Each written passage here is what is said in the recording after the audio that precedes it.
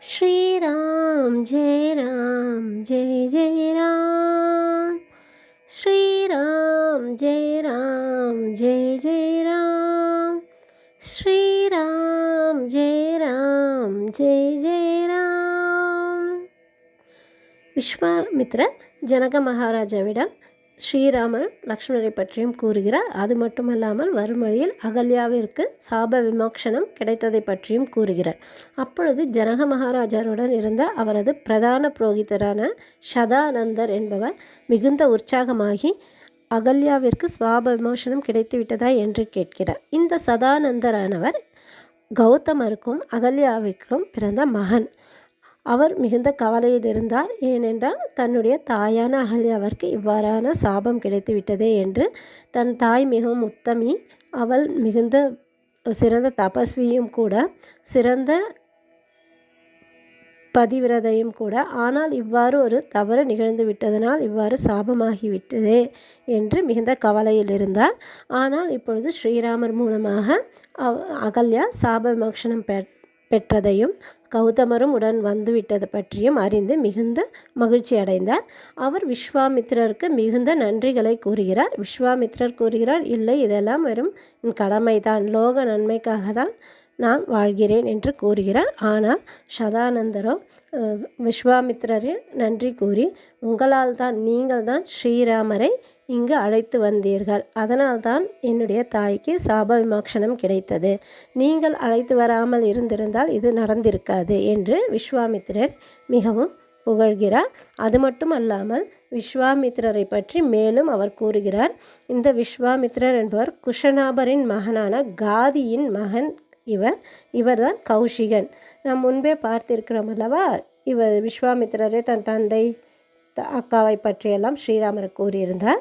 So இவருடைய பேர் கௌஷிகன். இவர் சிறந்த மகாராஜாவாக, தர்ம ராஜாவாக வாழ்ந்து 1000 வருடங்களுக்கு மேல் ஆட்சி புரிந்தார். சிறந்த ஆட்சி புரிந்து கொண்டிருந்தார். இவருக்கு 100 குழந்தைகள் இருந்தன. ஒரு நாள் இவர் வசிஷ்டரின் ஆசிரமம் பக்கம் வருகிறார். தன்னுடைய சேனையுடன் இவர் வந்து கொண்டிருக்கிறார். அப்பொழுது வழியில் வசிஷ்டரின் ஆசிரமத்தை கண்டு அங்கு வசிஷ்டரிடம் ஆசி பெறுகிறார். வசிஷ்டரும் இவருடைய குசலமெல்லாம் விசாரித்துவிட்டு விஸ்வாமித்திரர் கிளம்பும் பொழுது, இல்லை, நீங்கள் அனைவரும் இங்கே உணவருந்தி விட்டு செல்லவும் என்று கூறுகிறார். விஸ்வாமித்திரர் வேண்டாம் என்று எவ்வளவோ கூறியும் வசிஷ்டர், இல்லை இல்லை, உங்களுக்கெல்லாம் உணவளிக்காமல் என்னால் அனுப்ப முடியாது என்று கூறுகிறார்.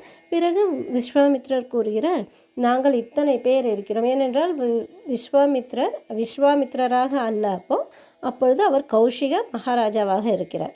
அதனால் தன்னுடைய சேனையுடன் வந்து நிறைய பேர் இருக்காங்களே, ஸோ நீங்களும் ஒரு ஆசிரமத்தில் இருக்கிறீர்கள், எங்கள் அனைவருக்கும் உங்களால் எப்படி உணவு அருந்த முடியும், உணவு அளிக்க முடியும் என்று கேட்கிறார். உடனே வசிஷ்டர் கூறுகிறார், இல்லை, நீங்கள் கவலைப்பட வேண்டாம், என்னிடம் ஒரு காமதேனு ஷபலா எனும் ஒரு பசு இருக்கிறது, அது காமதேனு, அதன் மூலமாக அனைவருக்கும் உணவு படைக்க முடியும் என்று கூறிவிட்டு அனைவருக்கும் உணவு அளிக்கிறார். சாதாரண ஒரு உணவல்ல, நல்ல தடபுடலான ஒரு கல்யாண விருந்து போன்ற உணவை அளிக்கிறார்.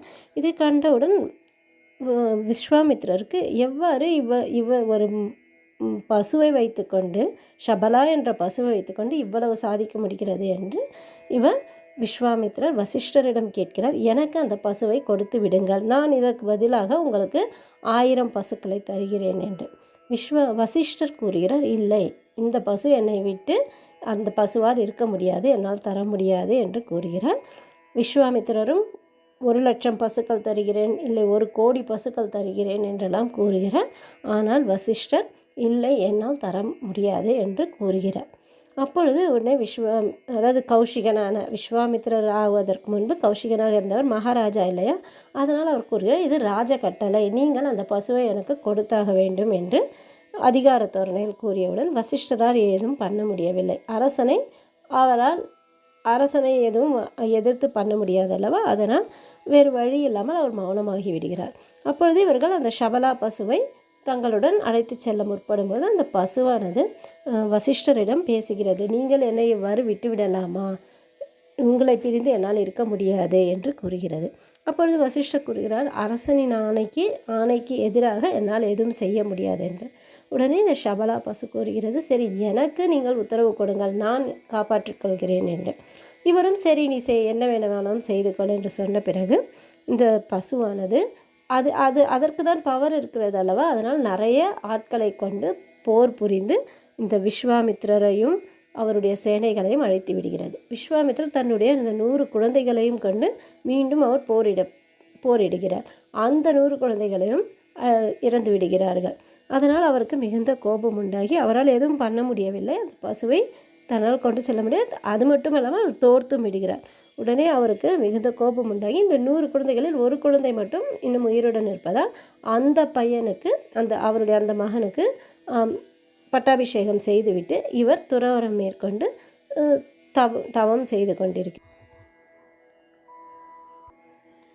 விஸ்வாமித்திரர் சிவபெருமானை நோக்கி தவம் புரிகிறார். 1000 ஆண்டுகள் தவம் புரிந்து கொண்டிருக்கிறார். மேலும் விவரங்களை தெரிந்து கொள்ளலாம். ஸ்ரீராமர் நமக்கு அருள் புரிவார். ஸ்ரீ ராமஜெயம்.